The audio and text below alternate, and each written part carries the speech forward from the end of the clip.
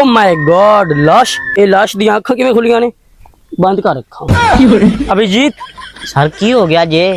मैं अभिजीत नहीं दया वा अच्छा ते तू ए मोटू तो पतलू किवें हो गया है सर मैनू छड्डो लाश वाल ध्यान करो ओ इसका मतलब समझे दया कि लाश मार गई ये सर जी ये ते अन्ने नू भी दिसदा पिया कि मर गया पर ये आया कित्थों है ओ माय गॉड इंदा मतलब समझे दया की सर जी इस लाश ਨੂੰ ਲੂਰ ਲੂਰ ਕਰਨਾ ਪਸੰਦ ਸੀ सर जी वो ते ਤੁਹਾਨੂੰ ਵੀ ਪਸੰਦ ਹੈ ਉਹ ਯਾਰਾ ਮੇਰੇ ਤੋਂ ਟਲ ਜਾਣ ਦੀ ਹਾਲ ਧਿਆਨ ਕਰ ओके सर जी ਓ ਮਾਈ ਗॉड ਲਾਸ਼ ਦੇ ਕੋਲ ਸਿਰਗੜਾ ਡੱਬੀ